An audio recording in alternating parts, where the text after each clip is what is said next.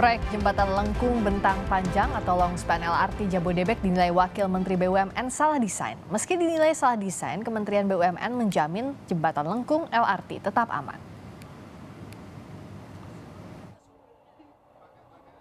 Longspan atau Jembatan Lengkung Bentang Panjang LRT Jabodebek disebut Wakil Menteri BUMN Kartika Wirjoatmojo salah desain.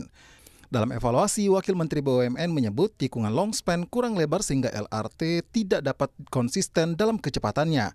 Dari hasil evaluasi rangkaian kereta LRT harus melaju 20 km per jam saat menikung di longspan karena tikungan yang terlalu sempit. Dalam pernyataan tertulis, Wakil Menteri BUMN Kartika Wirjoatmojo mengakui jembatan dibangun oleh PT Adikarya.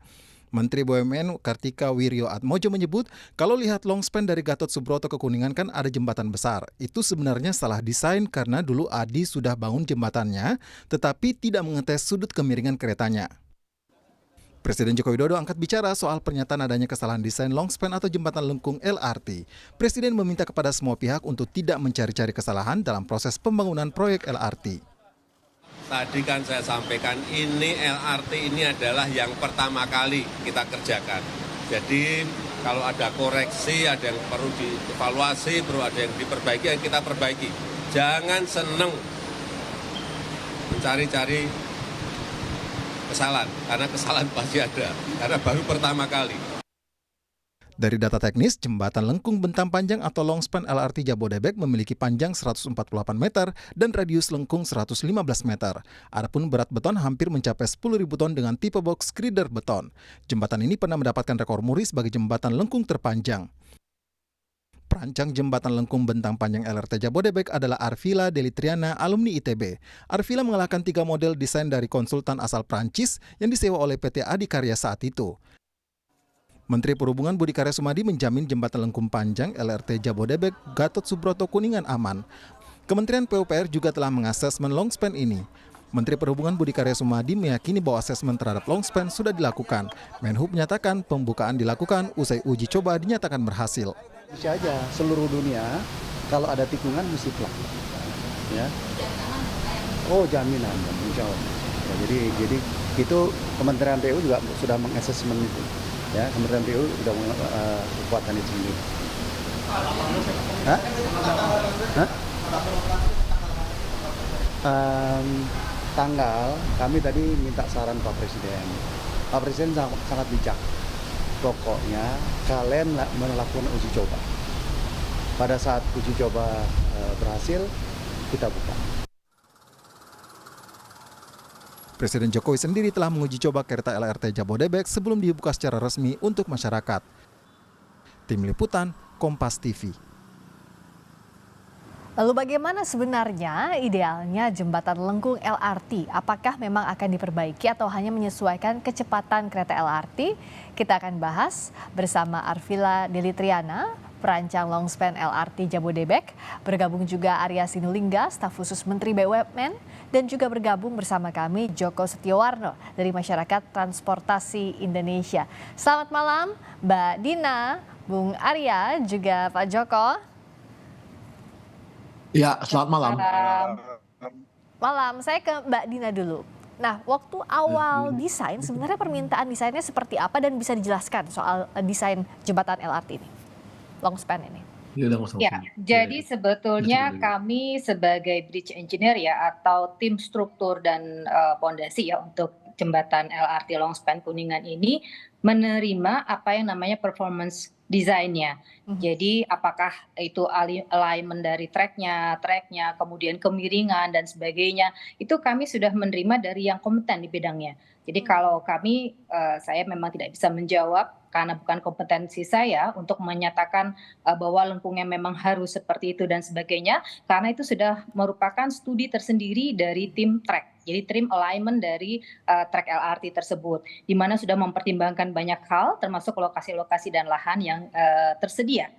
Dan kami sebagai desainer untuk perencana jembatan tersebut harus bisa memberikan suatu masukan atau memberikan suatu usulan di mana posisi-posisi posisi pilar yang sekiranya bisa dibangun dan kemudian meminimize dari kemacetan atau segala hal yang mengganggu lalu lintas di bawahnya, dan secara struktur bisa hitung secara pelaksanaan bisa dilakukan dengan baik. Jadi artinya kami bertanggung jawab terhadap keamanan dari struktur tersebut yang sudah disesuaikan dengan kriteria desain atau masukan yang diberikan dari LRT sendiri. Jadi kalau di sini bisa kami sampaikan sudah dilakukan uji beban juga untuk LRT ini sesuai dengan bebannya dan alhamdulillah sudah terlaksana dengan baik. Jadi di sini bisa kami sampaikan kami sudah memperoleh sertifikasi layak fungsi untuk jembatan LRT Longspan Kuningan ini. Begitu, Mbak. Jadi semuanya itu sudah based on alignment tadi ya, sudah berdasarkan standar yang ditentukan dan sudah diuji pula. Jadi sebenarnya ini sesuai dengan apa yang direncanakan awal, sederhananya demikian begitu ya Mbak Dina? Betul sekali. Betul. Jadi kecepatan sudah disesuaikan, gaya-gaya kecepatan itu sudah disesuaikan juga. Oke, jadi kalau Mas Arya tadi secara kecepatan itu sudah masuk dari perhitungan dan desain itu juga sudah masuk perhitungan sesuai dengan standar di awal. Nah, kenapa ada pernyataan dari Pak Tiko, Wamen BUMN soal ini? Apa kemana arahnya begitu, Mas Arya? Oh saya? Ya, silakan Mas Arya. Oh iya, saya ini lebih kepada kecepatan. Jadi kan memang kalau pas di belokan itu kan dia jadi melambat. Mungkin Pak Wamennya kemarin melihat dari sisi sananya gitu. Karena dari cepat tiba-tiba harus melambat. Tapi dari sisi desain itu udah paling ekonomis. Ya, ini paling ekonomis karena kita kan kalau bangun apapun namanya kan dilihat dari semua sisi gitu. Dengan span panjangnya seperti itu kan artinya kita nggak butuh tiang-tiang juga penyangga di sana gitu. Hingga itu bisa mengurangi dari sisi pengeluaran di infrastrukturnya gitu. Nanti Mbak Dina bisa jelasin juga tuh. Kemudian di soal lebarnya pun dengan seperti itu kan lebarnya akan optimal gitu. Jadi dengan kondisi yang ada memang akhirnya memang itu yang paling optimal untuk LRT-nya gitu. Jadi memang menurun kecepatannya. Tapi dari sisi ekonomi biayanya juga itu paling optimal gitu. Kemudian juga Anda bayangkan kalau ada tiang-tiang di tengah jalan tol kan nggak mungkin juga ya. Sementara di situ tidak perlu ada tiang tuh di situ kalau dengan sekarang ini. Memang akhirnya mau nggak mau LRT-nya jadi lebih lambat dibanding kalau dia jalannya mungkin belokannya lebih jauh gitu ya. Tapi nggak juga banyak juga lah kekurangan untuk kecepatan, waktunya nggak gitu juga mengurangi banyak hal gitu. Jadi sebenarnya sih oke aja. Dan ini kan sebenarnya ini kan pembicaraan di Pak Wamen tuh bukan ke wartawan tuh sebenarnya. Dia lebih cerita-cerita saja mengenai di sebuah internal BUMN. Ternyata ada YouTube-nya live gitu loh. Iya. Ditangkap oleh banyak orang. Padahal dia hanya cerita ini begini.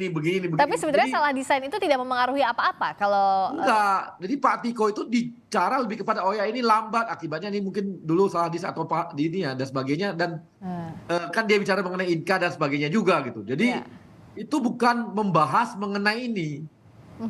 Tapi dia lebih kepada ngomong seperti itu gitu ya. Tapi tiba-tiba tolak ya.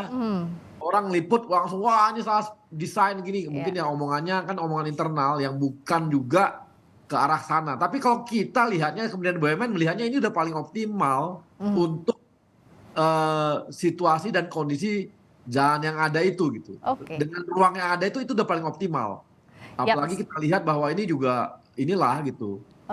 Secara biaya juga nggak tinggi-tinggi amat jadinya bagi kita dari BUMN gitu. Gitu Mbak. Dianggap ini sudah paling optimal. Kalau Pak Joko juga melihat ini kan sebenarnya kalau kata Mas Arya tadi backgroundnya untuk internal. Tapi kalau dikaitkan dengan LRT yang sekarang juga baru diuji coba oleh Pak Presiden Jokowi, sebenarnya perlu menimbulkan kekhawatiran atau polemik atau seperti apa? Kalau dari sisi itu kan udah dicoba trial ya.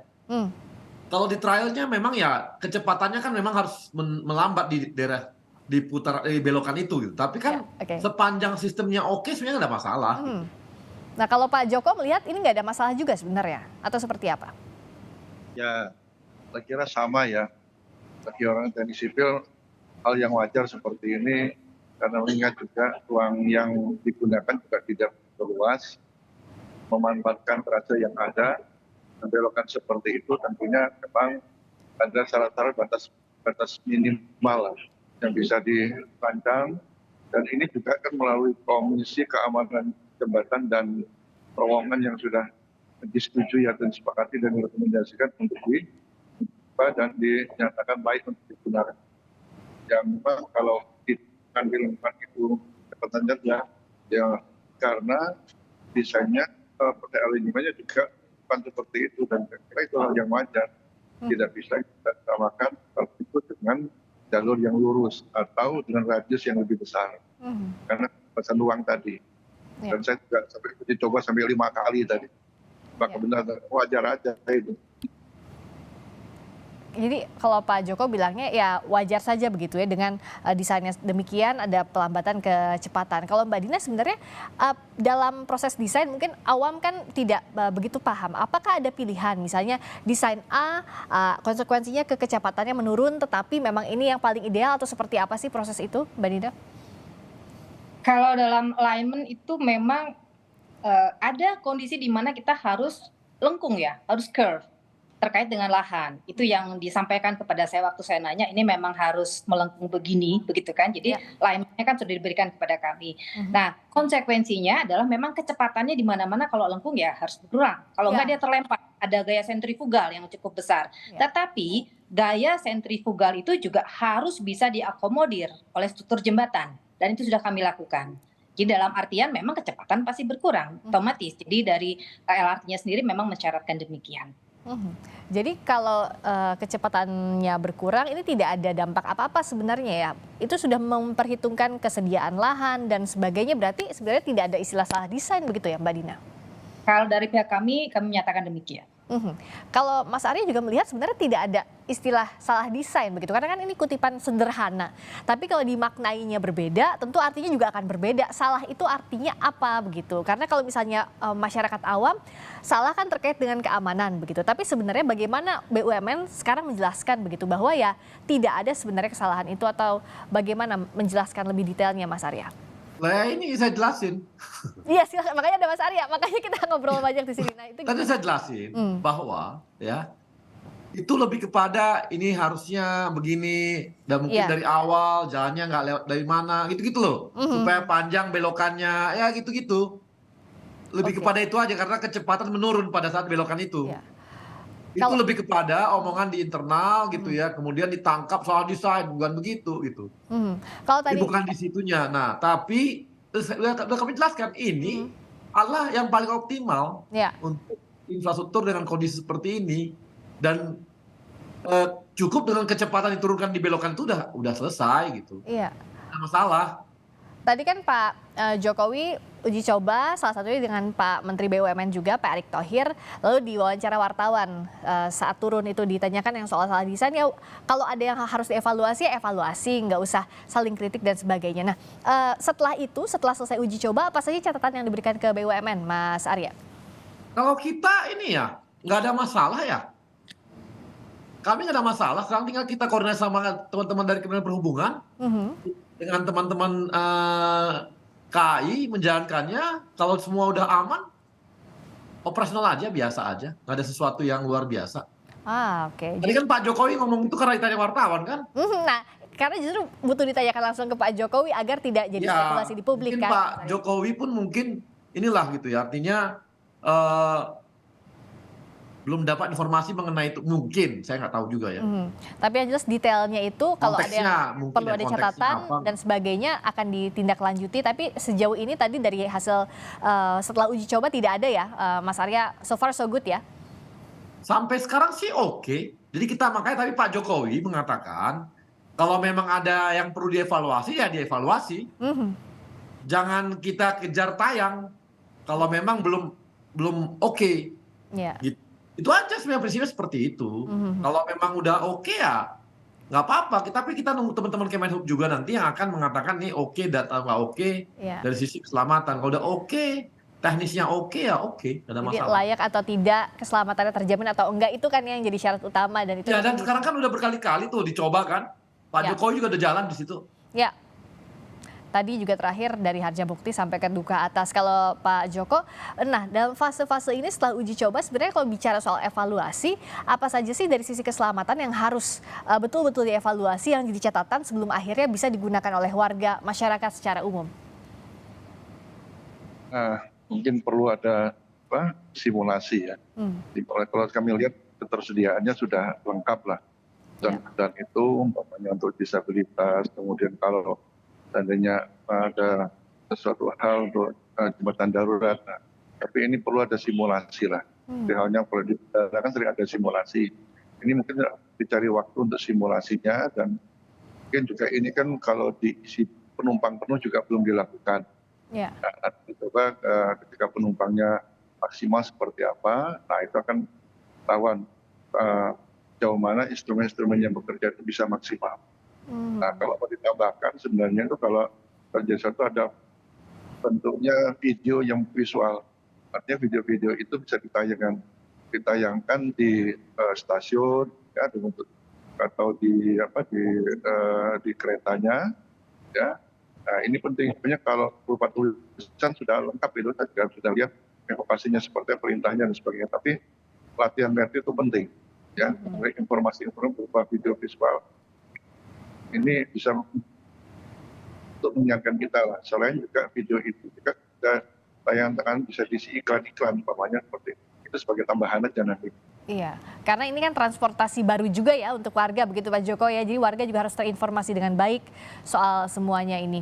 Nah, bicara soal tiap tahapnya, begitu Mbak Dina, apakah memang kalau dari sisi perancang jembatan lengkung LRT ini tetap dilibatkan dalam fase-fase uji coba atau seperti apa sih sebenarnya Mbak Dina? Iya, fase uji coba lebih ke arah uji beban ya. Jadi kalau kereta atau jembatan apapun itu untuk bisa diserahkan kepada penggunaan untuk masyarakat, kami harus melakukan uji beban. Jadi kalau Pak Joko sampaikan dicoba dengan orangnya penuh. Nah, kalau uji beban kan nggak boleh ada orang ya. Itu diisi dengan pasir-pasir yang beratnya sama dengan kalau orang itu penuh. Kurang lebih seperti itu. Jadi artinya untuk beban sudah kami coba kalau seolah-olah di dalamnya ada orang. Tapi karena ini uji coba beban itu tidak boleh, dari Kemen PUPR itu dari safety, kalau uji beban nggak boleh orang beneran yang memenuhi kereta tersebut. Jadi sudah diisi dengan beban-beban pasir yang bisa mensimulasikan beban-beban orang, dan alhamdulillah hasilnya sangat baik. Begitu, Pak. Alhamdulillah. Dan nanti sebenarnya stepnya selain uji coba beban, untuk sampai layak itu apa saja sih Mbak Dina? Sampai pertama kan layak desain, kemudian layak fungsi, ada diskusi-diskusi lagi. Jadi untuk bisa memantau apakah dari uji beban tersebut sudah inline dengan desain. Jadi saya mengatakan kalau dibebani sekian, dia harus ada gaya sekian, itu sudah diuji cukup panjang ya dengan Komisi Keselamatan Jembatan dan Terowongan Jalan dari Kemen PUPR. Jadi beliau-beliau ini kan orang-orang yang sangat pakar. Jadi ada proses-proses seperti itu baru bisa dikeluarkan sertifikasi layak desain untuk kekuatan jembatannya. Gitu. Nah, kalau Mas Arya terakhir, jadi apa saja persiapannya? Tentu ini kan butuh sinergi antar kementerian, lembaga, sampai nanti LRT ini bisa dicoba oleh masyarakat umum, bisa digunakan sehari-hari. Nah, sekarang persiapannya seperti apa saja, pesan dari Pak Jokowi dan juga yang sudah dirapatkan antar kementerian dan lembaga soal ini? Ya, yang pasti ya, kan ini sekarang kita trial terus ya, karena kan ini juga keretanya ini kan, LRT-nya ini kan generasi terbaru ya, di mana kita ini nggak pakai masinis gitu. Tentunya ini seperti AI aja, jadi perlu yang namanya trainnya itu diajarin gitu. Nah, sekarang ini masa pemberian pengajaran gitu loh ke trainnya, karena dia kan butuh memori. Diberhenti sampai sini berapa jam, ketemu di sini berapa ini, ada perlambatan, ketemu span dia melambat, ketemu ini melambat berapa meter dari jauh dari span dia turun kecepatan, nanti masuk ke stasiun, dia udah tahu turunan kecepatannya dan sebagainya sampai berhentinya bagaimana. Jadi ini memang sekarang adalah saat untuk memberi memori kepada sistemnya LRT ini gitu. Makanya dia butuh terus-menerus latihan. Latihan uji coba itu terus. Kalau nanti udah oke sih, jalan baik kok ini. Kita tunggu LRT berfungsi dengan baik dan tentunya aman dan nyaman untuk warga. Terima kasih banyak atas waktunya. Sekali lagi di Sapa Indonesia Malam, Arvila Delitriana, perancang longspan LRT Jabodebek. Terima kasih Mas Arya Sinulinga, staf khusus Menteri BUMN, dan juga Pak Joko Setiowarno dari Masyarakat Transportasi Indonesia. Mbak Dina, Mas Arya, Pak Joko, terima kasih banyak. Selamat malam. Terima kasih. Terima kasih. Terima kasih Dina. Terima kasih ya Daria. Terima kasih Mas.